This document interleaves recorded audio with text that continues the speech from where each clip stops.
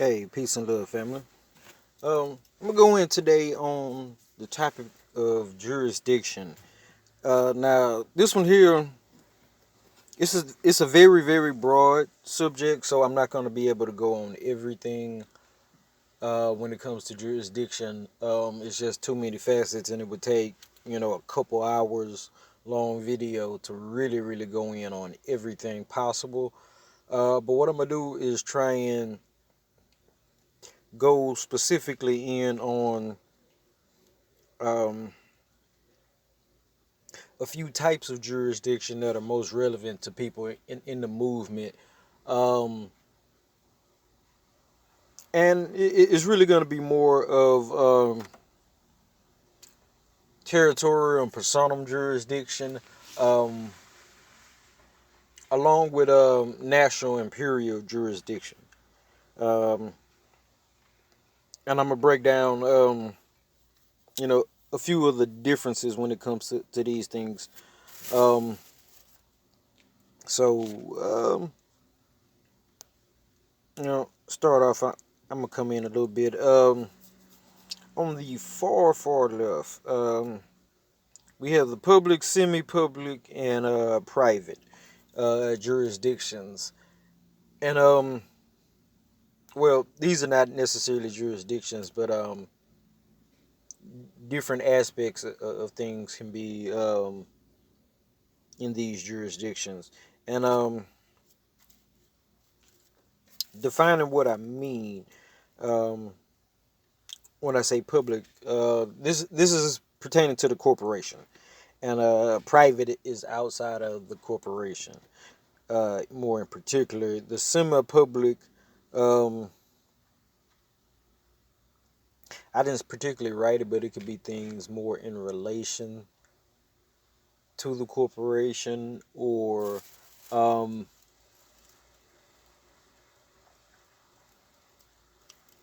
things in jurisdiction that could be said to be outside the corporation, but still kind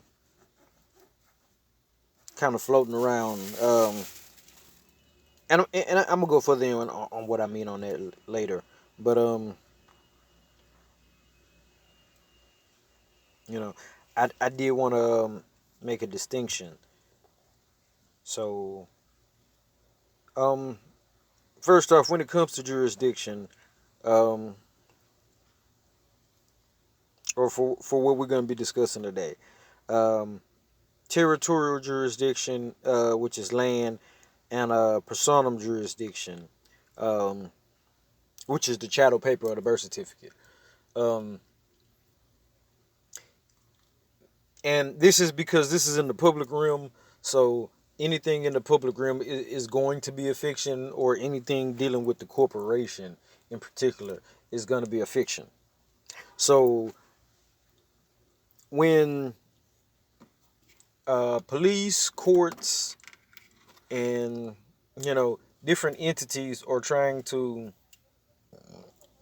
excuse me, when they're trying to presume and assert jurisdiction, um, is definitely dealing with the chattel paper.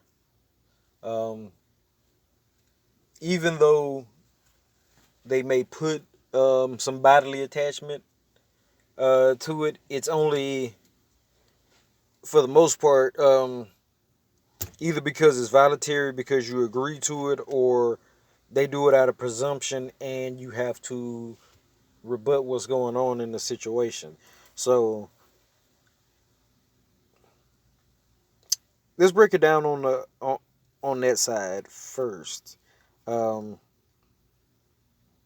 before we get more into the territory side. Um, as you can see, I have a few different things up here, and these are public jurisdictions, all dealing with corporations. These are separate corporations, to be specific. So, municipal, which would be the city, um, county, which is a separate jurisdiction. These are both local jurisdictions. Um, the county records are said to be in most places, and depending on where you're at, I would say older than the state for the most part, and um, that's where a lot of morgues in particular file paperwork um, in the public. If you're going to put anything into the public, like name correction proclamations and things of that sort, um, liens, property records, stuff like that. Those generally go into the county, and when you're dealing with the county jurisdiction, um, the head of the county is usually, or is always, it's an elected judge. Um, so when it comes to dealing with somebody on that level and put them on notice, um, that's definitely who you would want to know. You want to know who that is in your area, the local county elected county judge, because they're the ones that will put everyone else on notice. Let's say if you had something like a private order of injunction on them to not prosecute, um, unless it was something for extreme public safety hazard or other common law crimes like damage to property or persons, which or things that you just can't get around, and you have to take responsibility for. The only things that are actually crimes, besides a lot of these commercial crimes. Um, on the municipal level, um, that would be the mayor. Now, the mayor is over the chief of police, but also they're in cahoots with the sheriff, and the county sheriff also, besides the judge, is someone you would want to put on notice when it comes to your paperwork and things of that sort, especially when it comes to your right to travel. Um, the elected sheriff is the one who holds the most jurisdiction, basically on that level, um, and deputizes all of the other policy enforcers. Um, so you could say, that is the only person that holds jurisdiction, and if it would come down to anything, that's the person you would hold accountable. Um, Now, on these two lower level jurisdictions, also, this is where 90% of the time the birth certificate is first issued. It would be either on a city level, county level, um, depending on the jurisdiction. It could be parish, if it's Louisiana, or I'm not sure if there are any other states that operate under that type of French jurisdiction, but um, that is always where the original bond comes from. And that bond is the first document always that first misclassifies uh, us as Negro, Black, Colored, or any of these other colorable terms. Um, it's the first document to have the name in all caps, the straw man, and is missing nationality, in general. Now, there are some that teach, and I do to a certain extent agree that the birth certificate itself is the first document that makes you a citizen. I wouldn't say it necessarily makes you a citizen itself. I would say the birth certificate itself is the citizen. Um, because that chattel paper is the personam, or the legal person. Um, and if you never checked out the definition of person in Black's Law Dictionary, or in any legal dictionary, before checking this video, I definitely go check that out and understand the difference between a person and a person. But I figure most people already have that down, but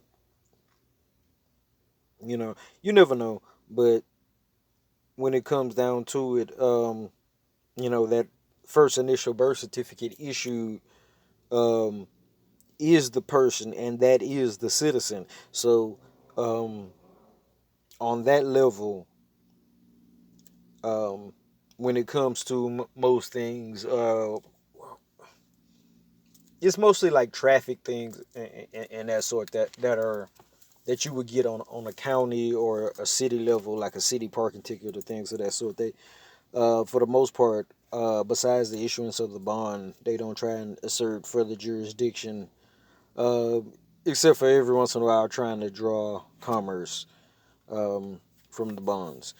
Due to commercial crimes and things of that sort. But for the most part, that's where it's at. Now, let's jump up to the next level, the state. Um, on the state level, there is the governor. Um, you can put on notice the comptroller, um, comptroller of currency. That's the state's banker. Definitely want to get them on notice if you're doing something that may involve them, letting them know who you are, what you got going on. Um,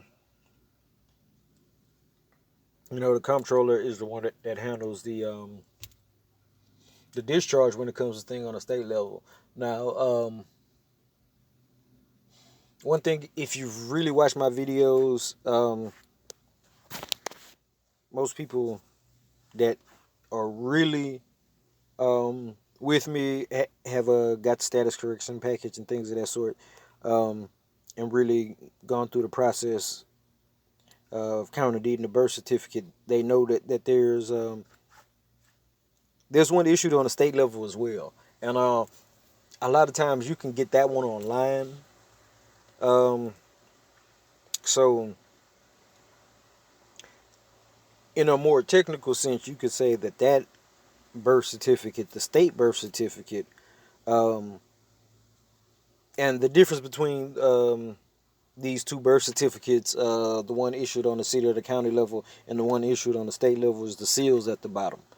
Um, and that makes it a big difference if you got a county deed. The definitions are in there, but the types of bond that they are, um, one being issued at the state is defined a little bit different than the one issued on the municipal level, but that would be the state citizen, technically, the state birth certificate. So there are two long form birth certificates, and the difference in the seals on the bottom, if you go back and check my other videos on it, will let you know which one you have. And you know when you go into state level cases, these are higher level, what they would call criminal charges for the most part. Um, I'm not going to go real deep, or I'm not really going to go into, at all criminal jurisdiction in this video, which is what a lot of people really, really um, trying to fight and, figure out how to work. And I'm going to have to do a whole nother video on challenging jurisdiction and things of that sort. But when it comes to state level jurisdiction, it's similar to what the county and the city are trying to do when they're trying to make presumptions and assumptions on the birth certificate or on that bond, and then they try and attach the bodily attachments to that. So, um, you know, you definitely want to understand about the separation between these, and that goes a little bit deeper into status correction and the things that we do. But you know, these public jurisdictions all separate.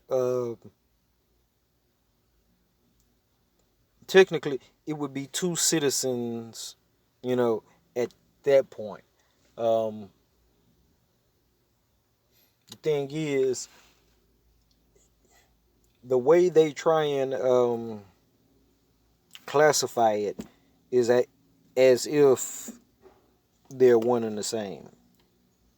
And I can see why, because with the city jurisdiction um, being subordinate to the state, um,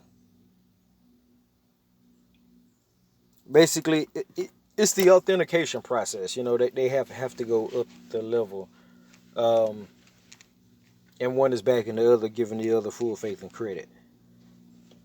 So um, anything that happens on the city level is considered an act of state in a certain sense, and um, that's really why the local government or the local jurisdiction is the most powerful. Um, for an everyday sense, dealing with people, that would be the most important jurisdiction. Um, Now, bumping it up to federal jurisdiction, and the United States citizen or a federal citizen. Um, there's several people on the federal level that you can put on notice as far as your nationality, things of that sort. The Secretary of Treasury is one of the most important, I think, when it comes to discharge and, things of that sort that's going to deal with what people deal with on the everyday level. But when it comes to federal citizenship and how it's defined, technically, you would have to be born on federal land to be a citizen, meaning D.C. or one of the territories and or army bases, and they try and extend that out um, even further to include everyone. But you know, um, if you're just strictly going by, you know, the constitutional sense, and then what was properly ratified in the Constitution as opposed to what was not, and I'm not going to go into all of that there, you know, then, there's only very few actual federal citizens and people that are actual U.S. citizens and that fall into that realm. Um, One thing I did skip on state level is once you start getting into state level, they issue ID. So going along with the birth certificate, the Social Security card, which technically is a federal level document. Um, but um, the Social Security Administration is a private corporation, so with them falling into the public, um, they use it in a sense as federal jurisdiction, but it's not. So you have to volunteer to really even be a part of that contract. But along with that, you know, I was talking about ID on a federal level. Um, the ID to identify you as a federal citizen or a United States citizen, the only identification they have for that is a passport. Um, and studying into the passport, you know, there is, um, you know, there's various methods that people are teaching out here to become a non-citizen national, or to get a passport in that status. Um, Now, from what I've seen, for the most part, they haven't really issued those out to Moors properly. There are Moors that are getting their national appellation onto the passport, which is a federal ID, uh, under that federal jurisdiction. Um, but if it doesn't necessarily state that you're a national and not a citizen, technically it made you a citizen. So we definitely need to go into that further. I'm gonna have to do a whole nother video, dealing with remedy when it comes to that. Um, because there's a lot of things that people teaching out here, and I'm not gonna necessarily say that what everyone is teaching is wrong, but the thing is, I believe that just that process in general needs to be updated. Um, so um, let's get into the redemption movement. You know, in general, since favorite uh, jurisdiction, we could say, and that's the UCC jurisdiction, or it's an international jurisdiction. There could be several international jurisdictions, and I'm gonna go a little bit deeper into that in a second. But um, dealing with the UCCs, you could say that's still in the public um, or in the corporation's jurisdiction to a certain extent, because um, in a treaty style fashion, or you could even say in government style fashion, if you want to consider them government more than corporation, either way. But they've signed off or ratified pretty much the UCC in the jurisdictions under what you could call the United States. So all the 50 states, to my knowledge, except for maybe Louisiana, um, and um, not just that, but actually states, or yes, you could say states or countries outside of the United States. A lot of them which fall under, to the best of my knowledge, but and it could be more than just that, but ones that are under the UN jurisdiction, um, and even ones that are outside of the United Nations jurisdiction. Um, there are, I can't say how many, but I it'd be easier to say that there are very few countries that don't deal with the UCC. As far as that commercial jurisdiction, was kind of brings us to the middle, the semi-public, um, which is, I'm gonna define it as outside of the U.S. corporation, but like I say, it could be dealing with the U.S. corporation, or maybe even within the U.S. corporation in certain senses. You know, it's a degree of separation, but at the same time, um, it doesn't totally get you out of a place where you could be encumbered. You know, and for that reason, in general, is why there are more, a lot of them older, that teach specifically against doing UCCs. Um, I'm not necessarily against doing a UCC, but I would say understand what you're doing before you're doing it. If you're gonna do it right. When it comes to anything, skipping steps is the worst thing that you could do in any process, and not overstanding the process before you fully get into it. Those are the two worst things that you could do. When it comes to doing any process. So, um, with the UCCs in general, what's going on is people are trying to put a lien um, onto the birth certificate, and well, what they're doing, they are in a sense putting a lien on the birth certificate, or onto the chattel person, and the thing is,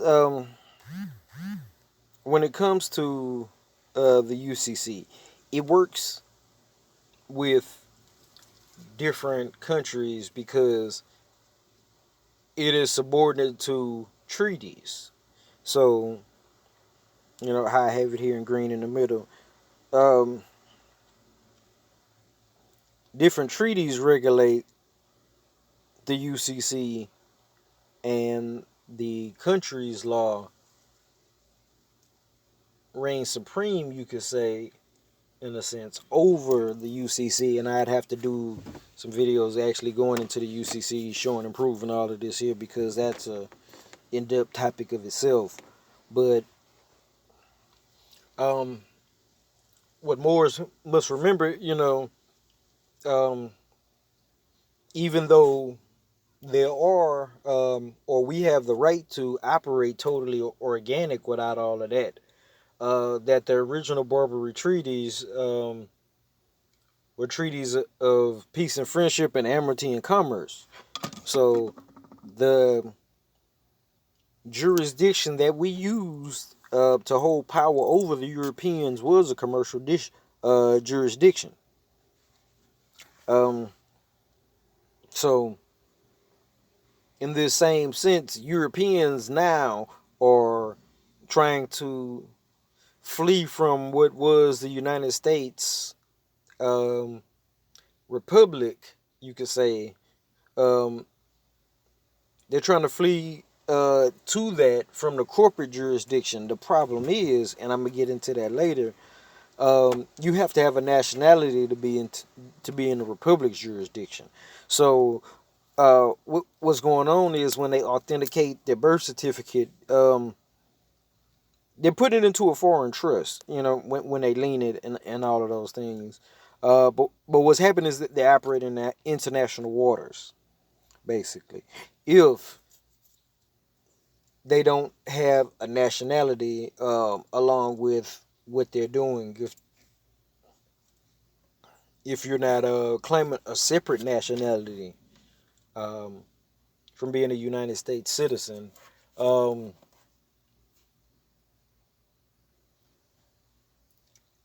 Now, what people are trying to do, and I understand what's going on, um, in looking for redemption, um, there are two different, you could say, schools of thought when it comes to um, what people are doing. Some are claiming the state citizenship, which we went over um, state citizenship. And that level of jurisdiction, which is a public jurisdiction. Um, yes, technically, it is still outside of the jurisdiction of the federal United States. It's a separate jurisdiction. Um, Depending on what state and the state's constitution and land records, in particularly, it could be a benefit to be a state citizen um, for Europeans. Uh, for Moors, not as much. Okay, the thing is,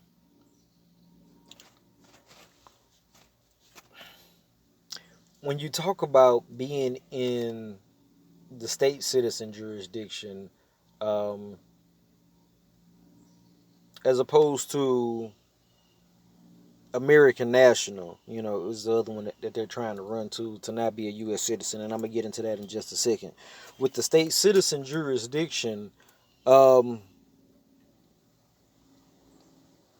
Moors, or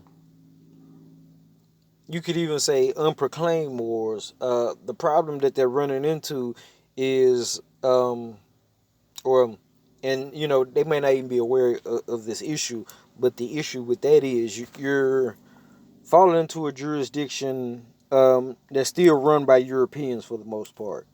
Um, any state citizens, the sovereign citizen movement, they're claiming to be state citizens. So, um, let's say you're claiming to be part of the state government republic. There's nothing wrong with that and operating in that capacity um, outside of the corporate state capacity. But when you scale that up, is where it will become an issue. And what I mean by that is when it comes to, um, let's say, if you were going to operate out of a state republic government, um, either simultaneously with or even with attempts to take over the de facto, what you would run into is who's trying to be the leader of this jurisdiction and the people claiming this. So it always goes back to the people. So um, you know there are a group of Europeans out here um, in our territory that operate under the name the Texas Republic. You know, that is separate. And they have an office separate from the Texas state so-called government in Austin. You know, so um, it wouldn't necessarily be beneficial for Moors to operate necessarily under that republic. You know, it would be best for us to have our own, which we do have our own that we can use, or we could even have our own. We could create our own local governments as well. Um, this was the what the prophet was doing with set up the Moorish Science Temple in the way he did under the Herb's Revised Statutes or Home Rule. As they call it out here in Texas, but it's essentially having our own local government or city government. So that goes back to land, which is the other side of this, and I'm gonna get into that in just a second, and that's very necessary. Um, but I also wanted to get into the other side of this coin when it comes to American nationals. It would be the exact same thing when it comes to that. Um, you know, we have so many Europeans in this movement, that want to claim that they're American nationals. Um,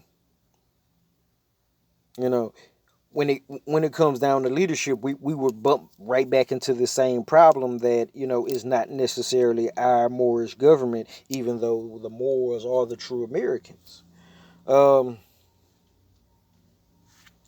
so from there, I am gonna go into land, but I'm gonna jump down to the private side, and let's go into the Republic, and I want to break that down. Um, Give people understanding because that really goes into um, when you say American national, who really qualifies or what is an American national? Um, so, in the Republic, we're going to define that as pre-U, that is, that A, or before the corporation. Now, any, I'm not going to say every single government um, that was here, but the ones that I have listed in particular, um, it's because they um, actually held significant land title. So that's really what qualifies the most when it comes to jurisdiction on the land is having your full ownership of the land, and I'm gonna get into what all that is pretty soon. But in the Republic pre-corporation, um, and let's qualify that as well, because the treaty that was signed, peace and friendship, amity and commerce, um, it was a commercial treaty giving the Europeans um, access to the 13 colonies for commercial purposes, basically, to live and set up. And, that treaty, in a sense, gave them, you could say, the mandate to the land up until the Appalachians over here. But, that was only England. So in the pre-republic at that time, England, was one of the last ones to get over here. So before then, there was the indigenous, or the Moors over here. So the indigenous people, the Aboriginals, the Autochthonous ones. We have a, a allodial title over here, but also Aboriginal title. Um, one being a component of the other. Um, uh, and the indigenous, being any Americans that are pre-Europeans, um, depending on how far we go back more into the history, we have title from Hanno Bay coming over, um, inscribing on the Born Stone, in BC times, annexing this land to the Moorish Empire, um, and then many on after that. So, when it comes to allodial and Aboriginal title, the Moors definitely have entitlement to that, and we're here. And even as late as the 11 or 1200s, I want to say it was the 1200s, when Mansa Musa's brother, and uncle, I want to say, was both came over here in big legions of ships. So, there have been more settled on this land, far before. And, with those having um, significant land title, even after them, with the Europeans coming over here before England, um, Spain, had land grants. And you could also say, the French, Dutch, and even Texas, um, coming up out of Mexico, which was part of the Spanish Empire, um, the new viceroy of Spain. But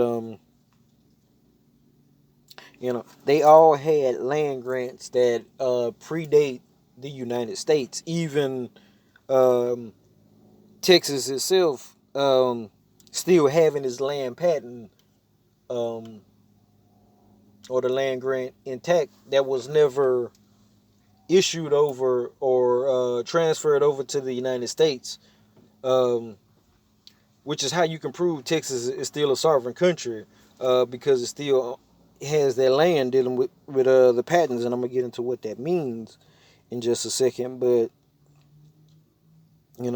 if you're not holding one of those flags, um, then you're still in international waters when you're trying to claim that you're an American national. So, you know, an American national with only the United States banner would really be incorrect, which is why we have our red flag with the green star that the prophet brought up. Um, he retrieved for us, on this land, before it was even put into use in the country of Morocco in 1956, when they became a sovereign country over there. The prophet had it in use, over here in the early 1900s. So that republic jurisdiction will be the jurisdiction, you could say, of the American nationals. The only problem is, if you don't have, or not proclaiming your nationality uh, separate from the United States nationality, with an actual flag, you're in international waters. But when you proclaim your nationality as a Moor, or even technically a European, could claim French American or something of that sort.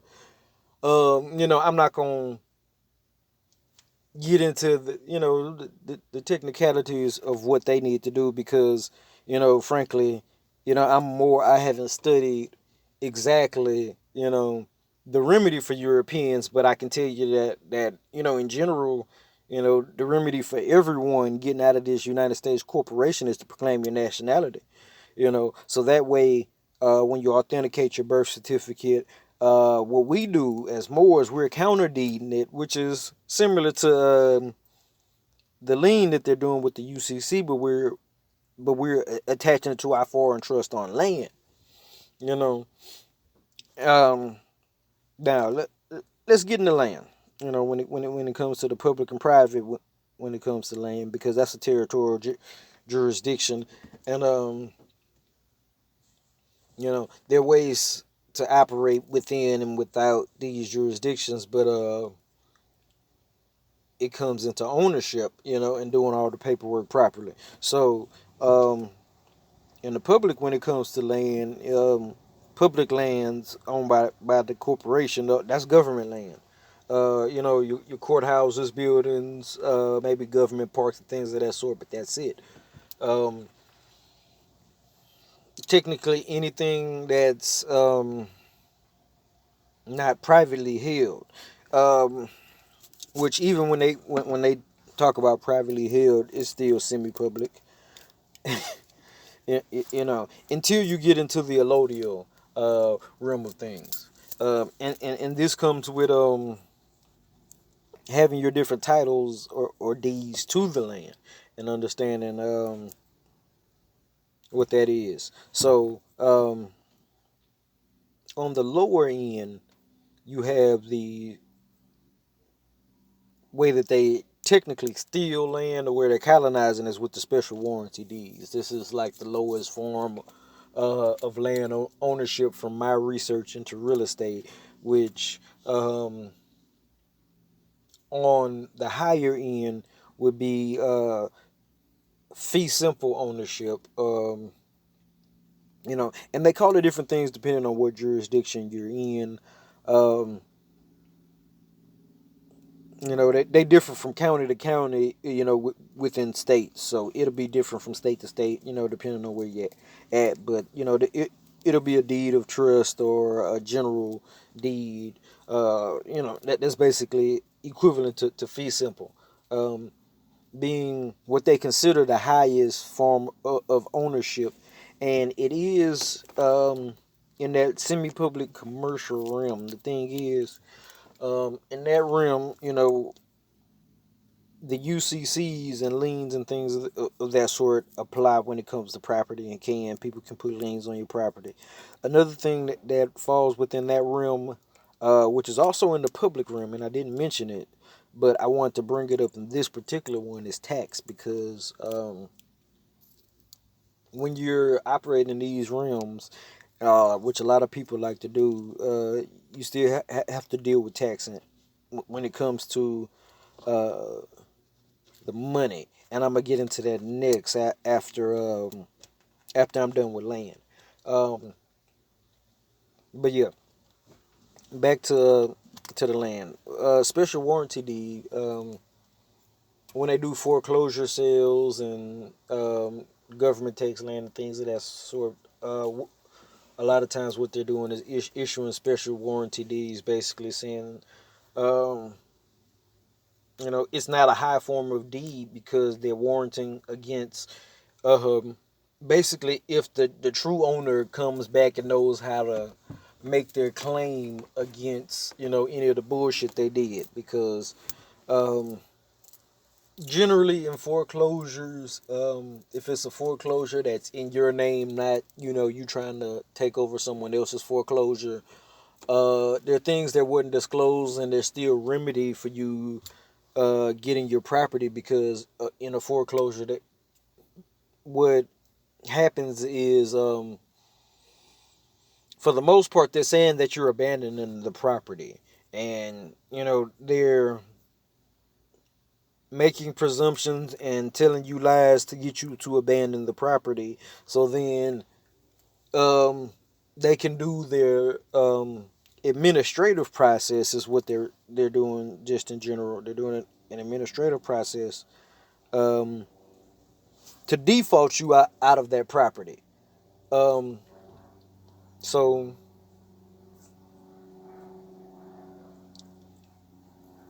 you there's options, and it really comes into understanding who you are and what to do with that birth certificate bond. You know, you can definitely discharge them kind of situations to get up out of the water. So that wouldn't even be an issue. But the thing is, you know, when it comes to getting your land together, and I talked about this in the last video dealing with the land mandate, and true land ownership, you have to get your land patent together and claim that, which the land patent or the land grant um, is the original issuing of the land, and claiming that is how you truly get your ownership to the property. Um, that is a component, of the allodial title, and once you get that and restructure your title into an allodial title, and even take the next steps and file all the paperwork properly, um, is how you get into allodial status when it comes to land. And if you don't know what allodial land is, definitely look that up. Look up the word allodial, free from feudal lord, basically. Um, but in essence, allodial land is land that's outside of any other jurisdiction, which is what we should all be striving for, and how you truly have your own country or cities, local jurisdictions that Europeans can't even come onto. They can't tax and things of that sort, which gets you um, back into the republic.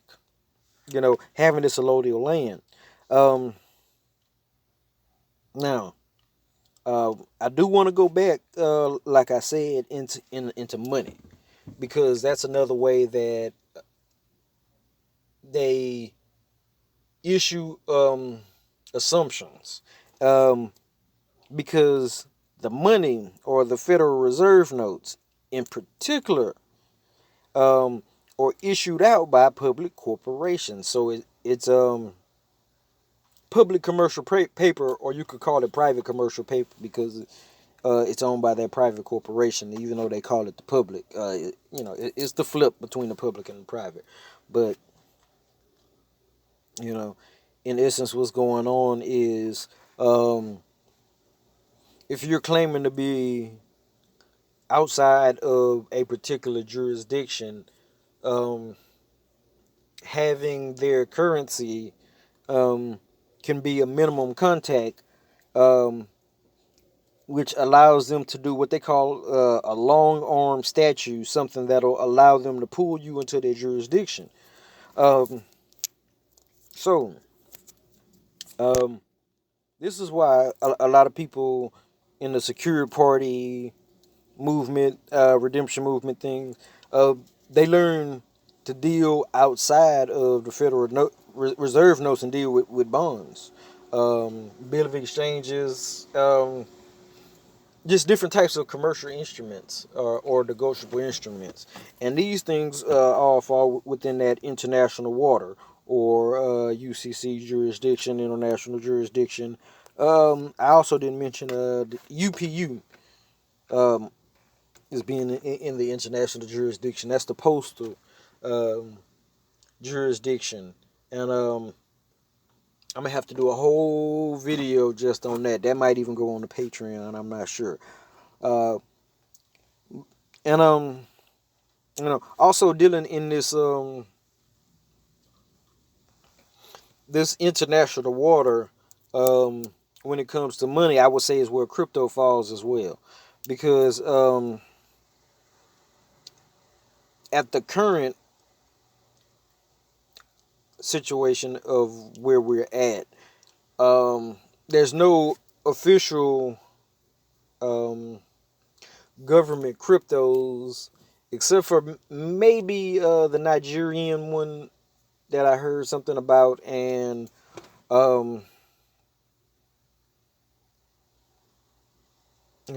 there's like one or two others, and I don't want to mention in particular one that I'm dealing with, but the thing is, for the most part though, cryptocurrencies are, you know, they're being treated as securities, and that even more happened recently with Bitcoin. Um,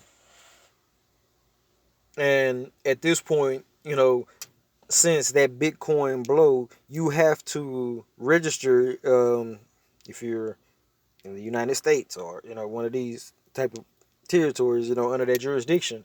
Um, you have to register with the SEC, the Security Exchange Commission, to even create a digital currency now, because they're considered so valuable. Because the fact of, even though technically, um, it's in that fiat realm, or de facto realm, is not a de jure currency. It still holds value, and when it jumped to 20,000 to $1, even now, with it being, over 7,000, for today, from what I saw earlier today, it's still, it's in the over 7,000 range. Um, Bitcoin is much more valuable than the U.S. dollar. The U.S. dollar is falling. So, you know, so once you understand, and learn to operate in these realms, that this is how people learn to use, uh, if you see my video, the financial full faith and credit. If you don't understand that term, financial full faith and credit, you definitely need to go back and check out the two videos I did on authentication of the birth certificate, where I break that down, and even show, on Investopedia, where they give the financial definition, and then the part two video that I did afterward, where after my video they removed the definition because of my video. That it was no official notice, but it's clear that's what went on. They removed that definition when I really broke down what was going on when it comes to that financial full faith and credit, and that's what people are using, to back their bonds, bill of exchanges, money orders, things of that sort, to get out of using that fiat. Um, and that is a good thing to do, to be out of that jurisdiction, but to be totally private, to be outside of that, the corporation, um, you really need to be using silver and gold, which is funny, um, because it's written into the Constitution. So in the Republic, the only currency, is gold and silver, or dealing with coins.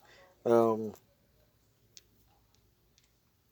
you know, People would say that, the Treasury issues out de jure money, even though technically they're still part of the corporation. They predate it and the bankruptcy, in 33 and all of this here, where they restructured everything. So they issue out, you could say, lawful money from the Treasury, but I still wouldn't say it's, necessarily money of the Republic, um, unless it specifically, would say it on there. Uh, and that's a little bit of my conjecture when it comes to that, because anyone or any country, um, can mine their own silver or gold, and that is, de jure currency.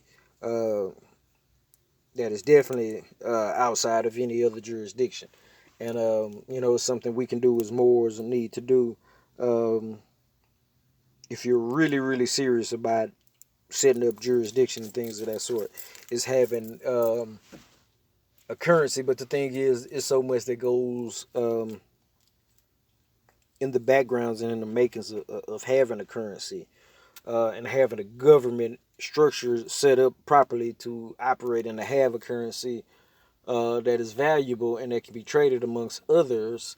Um, that is something you really want to do in quiet until it's fully operational. Just to be honest, because of the dynamics that are going on out here. But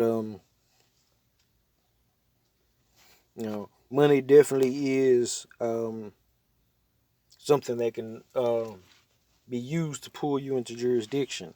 So I'm almost done here, but I want to wrap it up um, down here in green with religion, religious jurisdiction. Um, that is a big thing, and it's weird because okay, religious jurisdiction is is the, you could say, civil jurisdiction that people fall under, as opposed to criminal jurisdiction. Um, now, um, with Moors in particular, there's no separation of church and state, um, as opposed to it supposedly is with Christians. They make the distinction, supposedly, allegedly, between church and state. Um, so you could say church and state, um, both in a sense would have civil jurisdiction, but also they both operate in dual jurisdictions when it comes to personam jurisdiction, even though they don't necessarily have jurisdiction over your chattel property unless that's something you grant, but you voluntarily submit to that jurisdiction. Um, so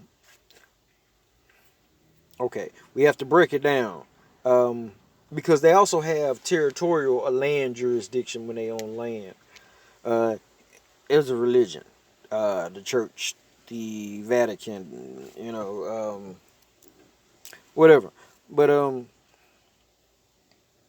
and when I say the religion of Moors, I'm including the Islam, Hebrew, the MSTA, even traditional um, religions that could or even don't fall necessarily under Islam, but don't fall under Christian or Catholicism, um,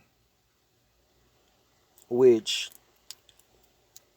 the both of these, you could say, Islam and Christianity, are imperial jurisdictions. Um, because to say you are more, or under Islam, you know, at the time when the treaties were signed during the war and things of that sort, um, Moors were not only from Morocco, though Morocco was the seat of the empire. You could have been from Tunis, Tripoli, Algiers, Egypt, or any other Moorish country that was recognized that we held dominion over. Um, in the same sense, when it came to Christianity, um, Catholicism, there's somewhat of a split, but at the same time, they still all fall under that Christian jurisdiction. So, when it came to the papal bull, issued by the popes and things of that sort. Spain, France, England, the Danish, Dutch, um, who all held land over here, they all fell under that same Christian imperial jurisdiction. And, their mandate was that they could steal Moorish lands, if we were non-Christians or infidels or, devil worshippers. And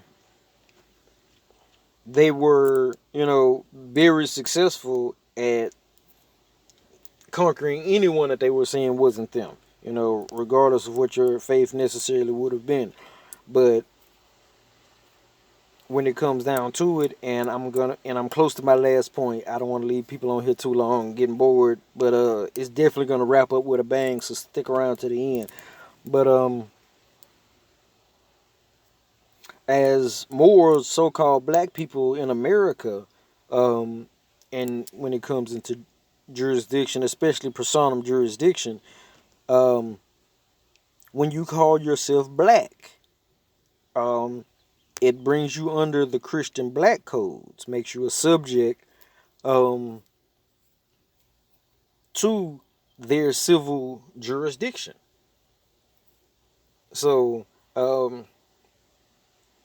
that comes into bringing up what we call subject matter jurisdiction. Um, Now, subject matter jurisdiction, you know, is one of the ones in court. That they talk about personam and subject matter. Do they have jurisdiction over the subject and over the person to be able to continue? Thing is, and I've done videos, but I'm gonna have to do another one. In particular, I am. Um, on these two cases, Dred Scott versus William Dungeon. Um, the difference between the two and what happened was the way they classified themselves. Dred Scott sued as a black man under the name Scott, and you know he initially won, but the case eventually was overturned in federal court.